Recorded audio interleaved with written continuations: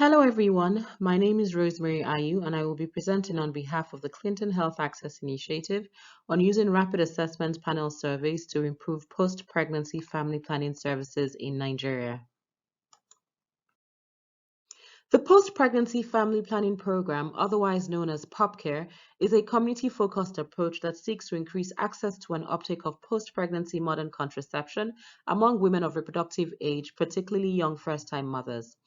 The program's implementation approach is to work with traditional birth attendants and community health extension workers to increase counseling and referrals for women who deliver outside of the health facilities and link these women to health facilities with trained healthcare providers for postpartum family planning and post-abortion care services.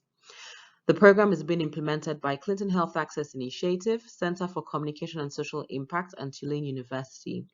PoPCare started in August 2018 and runs through July 2022 and is being implemented in Lagos, Nasarawa, and Rivers states.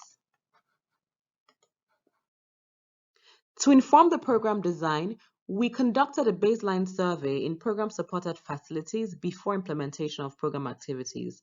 The survey results indicated that while nearly all facilities offered long-acting reversible contraceptives, such as the intrauterine device and contraceptive implants, the healthcare workers themselves faced several barriers that hampered provision of family planning, specifically the IUD. Among providers in the family planning units, only about 54% said that they were very motivated to provide iodine sessions and that they were easy to do. Among providers in labor and delivery units, this dropped to only 33%. Most providers were motivated to counsel young first-time mothers about the benefits of family planning, but many said it was not easy to do so. 1 in 4 providers in family planning units and 1 in 3 providers in the labor and delivery units lacked the confidence in their ability to counsel young first-time mothers about family planning. To design a program strategy to address these findings, we sought to understand what precisely hampered providers' ability and motivation to offer family planning counseling and services and whether a program adjustment were helping. Therefore, PoPCare conducted 2 waves of responsive feedback assessments in March and December 2020 for all key target groups, including TBAs, healthcare workers, and young mothers themselves. In this presentation, we illustrate a responsive feedback approach using the example of healthcare workers. The responsive feedback was conducted using rapid assessment surveys with a small panel of 46 healthcare providers. To ensure the panel was fairly representative of the project areas, we selected one fairly typical local government area per project state. The questionnaire was based on the FOG behavior model and focused on providers' ability and motivation to offer family planning counseling and services. Our findings were shared with the relevant stakeholders, including government officials, for review, feedback, and interpretation. Also, key findings were triangulated with observations from our field-based staff and checked for consistency. Some findings from the first wave of the rapid assessment included the following. 1. While few providers were afraid to do iodine sessions, many were concerned about how to address potential side effects, especially bleeding and abdominal pains. Only 1 in 3 providers strongly agreed with the statement that it would be easy for them to address IUD side effects like bleeding. Also, a few providers reported having all required instruments to perform iodine sessions. For example, only 1 in 5 providers said all required instruments for iodine sessions were available at their facility. It was also found that providers were unmotivated to counsel young first-time mothers and family planning use, in part because they think FP use is not acceptable in their culture and because they are embarrassed being seen providing FP counseling or services to young women.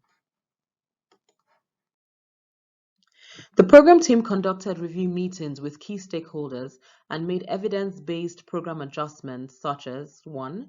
We included additional training sessions on IUD side effects management in the clinical mentoring component to improve providers' confidence on counseling women. We also conducted IUD refresher trainings that included practice sessions on pelvic models and live clients to improve providers' skills and ability to provide iodine sessions. We provided instruments to the program-supported health facilities and advocated to government officials to provide necessary equipment and instruments for IUD sessions. Also, we added values clarification and attitude transformation modules to the trainings to motivate providers to offer family planning counseling and services to the young women.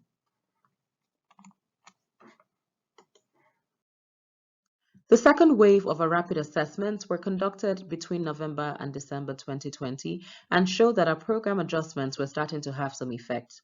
For example, we observed notable improvements in the percentage of healthcare workers who reported that it would be easy for them to address some of the common side effects of IUDs.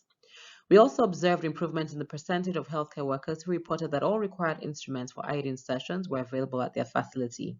However, since we provided all the facilities with required instruments, we expected access to these instruments to be fairly universal.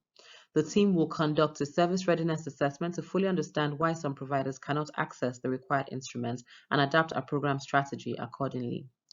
The program also made progress in tackling provider embarrassment to offer FP counseling to young women, but it learned that this remains an important issue among providers in Lagos. We will therefore add qualitative research with the healthcare workers in Lagos to figure out how we can best help reduce their feelings of embarrassment when counseling young women on FP. We will continue to conduct these assessments at regular intervals to help refine and fine-tune our program strategy. Thank you. We are now open to take questions.